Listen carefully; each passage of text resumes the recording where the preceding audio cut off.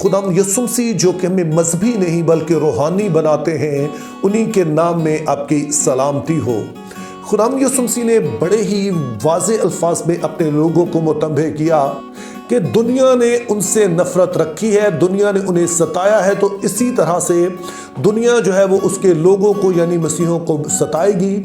और कलीसिया पाकिस्तान इस वाली बात से बखूबी वाकिफ़ है, चूँकि बतौर पाकिस्तानी कलीसिया हमने हर दौर में ही हर तरह की इज़हार रसानी देखी है, ज़ुबानी इज़हार रसानी भी देखी है, जिस्मानी इज़हार रसानी भी देखी है, नफ्सियाती इज़हार रसानी भी देखी है। और हमने देखा कि हमारे जो चर्चेस हैं उन पर दहशतगर्दाना हमले किए गए। हमने इस बात को भी देखा कि बाज़ मसीहों पर तौहीन मज़हब का इल्ज़ाम लगा के मसीही आबादियों को जला दिया गया। लेकिन आज जिस चीज़ पर मैं बात करना चाहता हूँ वो बाइबल मुक़द्दस में है, जिसमें आप देखेंगे कि मज़हब को इस्तेमाल करके दूसरों को अपने रास्ते से हटाने का जो काम है ये कोई नया नहीं है। लेकिन इससे पहले कि हम इस हवाले पर गौर करें, मैं आपको बताना चाहता हूँ कि हमारे इस चैनल पर हर सुबह 5 बजे जो वीडियो है, हर रोज़ की नई वीडियो अपलोड की जाती है। मकसद ये है कि आप लोग जो है अपने दिन का आगाज़ खुदा के कलाम की ठोस ग़िज़ा से कर सकें। तो आइए अब हम सलातीन की पहली किताब उसका 21वां बाब और उसकी 12 से 15 आयत पढ़ेंगे, जिसमें कुछ यूँ लिखा है। उन्होंने रोज़े की मुनादी करा के नबोत को लोगों के बीच ऊंची जगह पर बैठाया, और वो दोनों आदमी जो शरीर थे आकर उसके आगे बैठ गए, और उन शरीरों ने लोगों के सामने उसके यानी नबोत के खिलाफ ये गवाही दी कि नबोत ने खुदा पर और बादशाह पर लानत की है। तब वो उसे शहर से बाहर ले गए और उसको ऐसा संसार किया कि वो मर गया। फिर उन्होंने इज़बल को कहला भेजा कि नबोत संसार कर दिया गया है और मर गया है। जब इज़बल ने सुना कि नबोत संसार कर दिया गया और मर गया, तो उसने अखयब से कहा, उठ और यज़राइली नबोत के पाकिस्तान पर कब्जा करके, जिसे उसने कीमत पर भी तुझे देने से इनकार किया था, क्योंकि नबोत जीता नहीं बल्कि मर गया है। अब मैं उम्मीद करता हूं कि अगर तो आप बाइबल मुक़द्दस के पढ़ने वाले हैं तो ये हवाला आपकी नज़र से गुजरा होगा, लेकिन जाहिर है कि आज हम इसको एक मखसूस अंदाज में एक और पहलू से इसका जायज़ा लेंगे। तो पहले आइए हम 3 करैक्टर्स जो यहाँ पर मेन करैक्टर्स हैं उन पर बात करते हैं।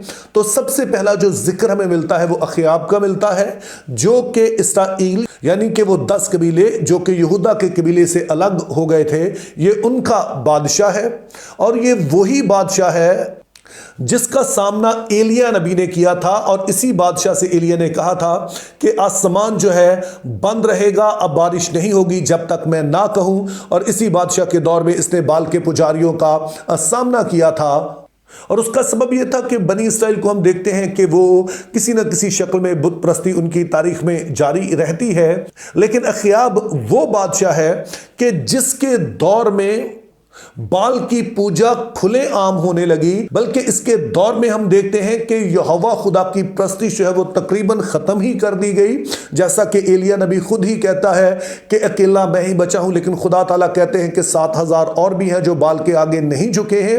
तो ये वो दौर था कि ना सिर्फ लोग बाल की पूजा कर रहे थे, बल्कि एक तरह से आप समझे कि बाल की पूजा को सरकारी मजहब की हैसियत हासिल हो गई थी। और यही सबब है कि जो अखयाब का शुमार जो बाइबल मुक़द्दस में इसराइल के बदतरीन बादशाह गुजरे हैं उनमें होता है। और फिर दूसरा किरदार जो यहां पर हम देखते हैं वो इज़बल है, जो कि अखयाब की बीवी है। और दरअसल अखयाब जो कुछ भी कर रहा है और जो कुछ भी हम उसके दौर में होता देखते हैं, उसके पीछे जो बड़ी वजह थी, उसके पीछे जो मुहर्रक था, वो दरअसल इज़बल ही थी। उसका सबब यह है कि इज़बल जो थी ये बनी इसराइल से ताल्लुक नहीं रखती थी, बल्कि ये एक गैर कौम थी, यानी कि ये सैदानियों के बादशाह इतबाल की बेटी थी, शहजादी थी ये।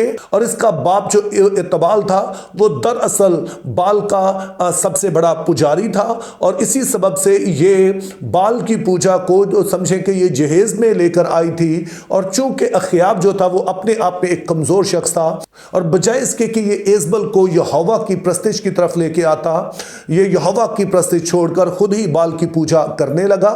और अगर अखयाब का शुमार जो है वो इसराइल के बदतरीन अशखास में या बदतरीन बादशाहों में होता है, तो इज़बल का शुमार बाइबल मुकद्दस की जो सबसे बुरी औरतें समझी जाती हैं उनमें होता है। दरअसल ये एक अलामत बन गई ऐसी औरत की जो कि खुदा के लोगों को रूहानी हरामकारी की तरफ माइल करती है, यानी कि उनको जिंदा यहोवा खुदा की इबादत से हटाकर उसे गैर माबूदों और बुतों की पूजा पर मजबूर करती है।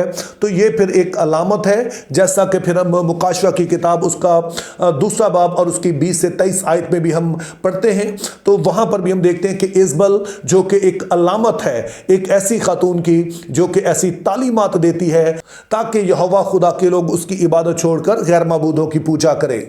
और फिर स्टोरी में तीसरा अहम किरदार नबोत है, जिसके बारे में हम इसी बाब में पढ़ते हैं कि ये वो शख्स है जिसके पास एक ताकिस्तान है जो इसका आबाई है, ज़ाहिर पुश्त दर पुश्त इनके ख़ानदान के पास है।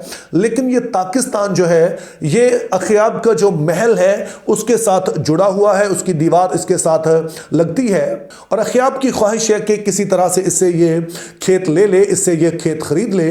लेकिन नबोत का कहना था चूंकि ये ताकिस्तान, ये ज़मीन मेरी जो है वो जद्दी पुश्ती हमारे पास है और तो मैं अपने बाप दादा की निशानी को बेचना नहीं चाहता हूँ।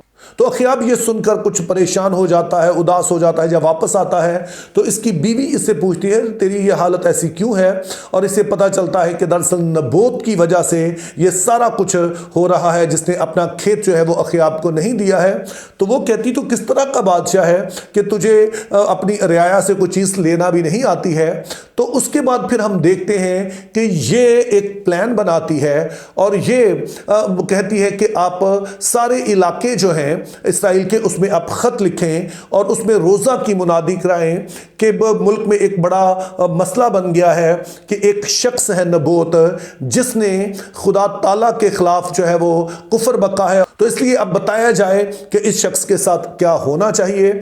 और उसके बाद हम देखते हैं जो आयात हमने पढ़ी कि फिर जो नबोत है इसको जो वहाँ पर होती है अदालत होती है जहाँ पर बुजुर्ग इकट्ठे हैं, तो वहाँ पर बीच में इसे बैठा दिया जाता है और दो झूठे गवाह लाए जाते हैं जो आकर कहते हैं कि हमने इस बात को सुना है कि इसने ना सिर्फ बादशाह पर बल्कि खुदा पर लानत की है, जिसकी सज़ा जो है वो शरीयत में संसार करना लिखा है। तो इसीलिए अब इसे संसार किया जाए और हम देखते हैं कि इसको संसार किया जाता है। ये शख्स नबोत जो है ये मर जाता है और उसके बाद इज़बल जाकर अपने शौहर अखयाब को बताती है कि अब जाकर तू जो नबोत का खेत है, जो नबोत का ताकिस्तान है, तो उस ज़मीन पर कब्जा कर सकता है क्योंकि नबोत अब जिंदा नहीं है बल्कि मर गया है।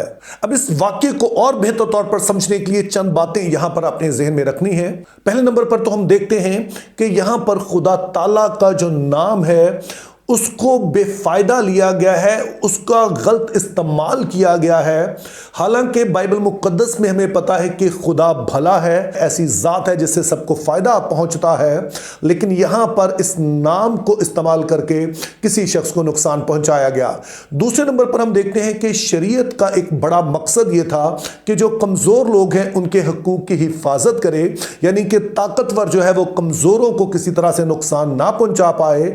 और जो बादशाह इसराइल में होता था उनकी जिम्मेदारी यही होती थी कि वो कमजोर लोगों के हकूक है उनकी हिफाजत करें। लेकिन यहां पर ना सिर्फ कि उनके हकूक की हिफाजत नहीं की गई बल्कि खुद बादशाह ने ही इन हकूक को पामाल किया। और फिर तीसरी बात हम देखते हैं कि मजहब का इस्तेमाल करके दरअसल इस शख्स को कत्ल किया गया है। और जिस औरत यानी इज़बल ने यह मंसूबा बनाया था वो इंतहाई मजहबी औरत थी। चूंकि हम देखते हैं कि वो बाल की इतनी बड़ी पुजारन थी कि उसने पूरे इस्राएल को इस बात की तरफ लगा दिया मजबूर करके कि तुमने बाल ही की पूजा करनी है। तो इससे आप समझ सकते हैं कि वो किस कदर जो थी वो मजहबी औरत थी। लेकिन याद रखिए कि मजहबी होने का मतलब रूहानी होना नहीं है। मजहबी शख्स वो होता है जो रसूमात अदा करने पर यकीन रखता है। ज़ाहरी तौर पर आप देखेंगे कि तो आपको बड़ा रास्तबाज नजर आएगा, लेकिन असल में वो अंदर से तब्दील शुदा नहीं होता है, अंदर से वो खुदा ताला के ताबे नहीं होता है।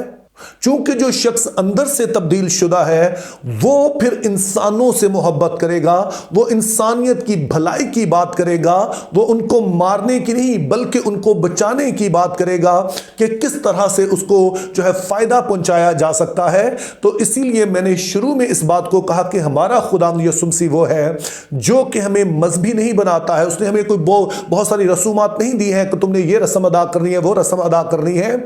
उसने जो सारा जोर दिया है वो इस बात पर कि अपने पड़ोसी से मोहब्बत करो, जिसका मतलब है कि अपने से ज्यादा दूसरे की फिक्र करो। इस तरह से हम देखते हैं कि अगर कोई शख्स मजहबी है यानी कि वो रसूमात पर यकीन करता है कि सिर्फ चंद जो बातें हैं, शायद वो दुआ बड़ी करता हो, शायद जो है वो बड़ा आपको तमाम रसूमात अदा करता दिखाई देता हो, लेकिन अगर वो अंदर से बदला नहीं है, उसको इंसानियत की फिक्र नहीं है, तो उसके लिए फिर मजहब जो होता है वो एक वसीला होता है।